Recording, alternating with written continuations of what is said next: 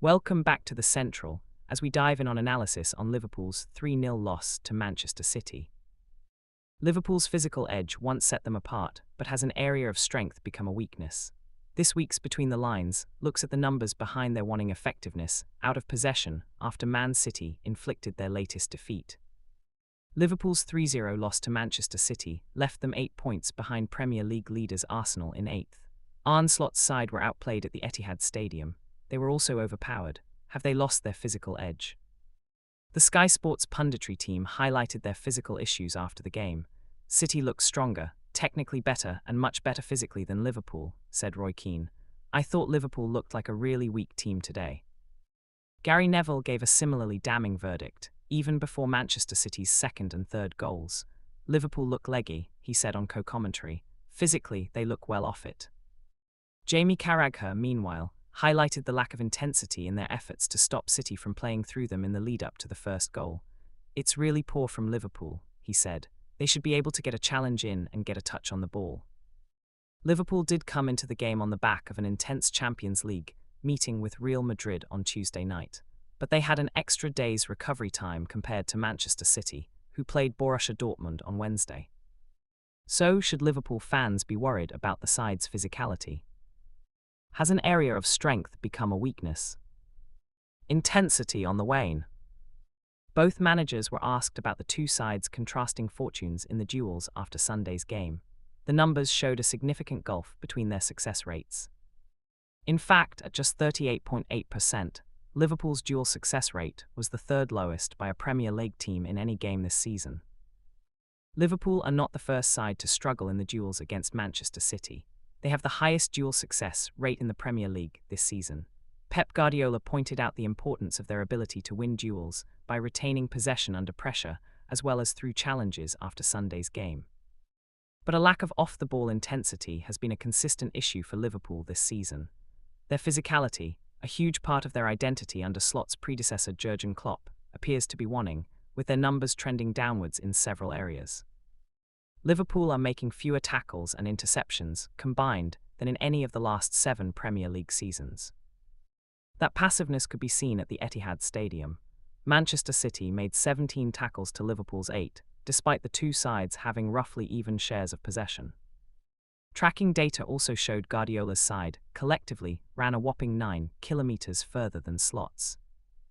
While Manchester City ranked top for distance covered per 90 minutes among Premier League clubs this season, factoring stoppage time played, Liverpool rank third from bottom. Title rivals Manchester City and Arsenal have increased the amount of ground they are covering in games this season, but Liverpool's numbers have declined, and not for the first time in recent years. The reduction in Liverpool's distance covered under Slot is partly by design.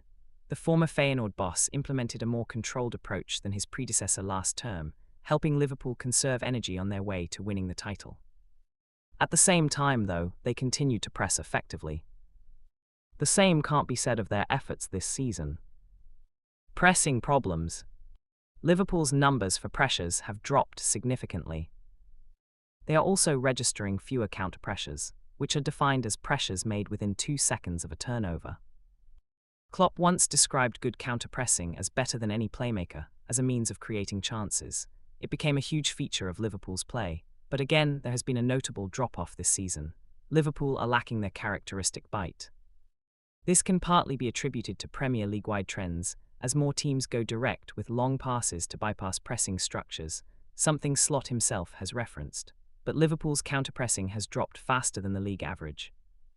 A lack of cohesion is undoubtedly another factor. Effective pressing is a collective effort which demands synchrony and mutual understanding. Liverpool are having to build that chemistry again, following extensive changes to personnel. Hugo Ekitike, Alexander Isak, and in particular, Florian Wirtz, are all capable when it comes to pressing, but they do not have the built-up tactical understanding of the players they have replaced. They are not the only ones struggling to meet previous standards, either. All 6 of the midfielders and forwards who were part of Liverpool's title-winning campaign last term are registering fewer pressures and counter-pressures than last season. Dominik Szoboszlai's numbers have likely been impacted by filling in at right-back in some games, but the pattern can be seen across the board. Manchester City's first goal on Sunday, when they played their way out from next to the corner flag, was the latest example of the waning effectiveness of Liverpool's press. Liverpool did have some joy in their 2-0 win over Aston Villa, with both goals coming after turnovers, but Carragher pointed out Villa's culpability on Monday Night Football. "I actually think it was Aston Villa's mistakes with the ball rather than Liverpool's press," he said. Carragher implored Slot to be braver with Liverpool's press. "They haven't gone man-to-man enough," he said, referencing Slot's preference for keeping an extra man in his backline. Maybe then, a tactical adjustment to the way Liverpool are pressing could help them become more effective out of possession, but it is a question of physicality too. Clearly, Liverpool have work to do to reverse recent trends and regain their physical edge.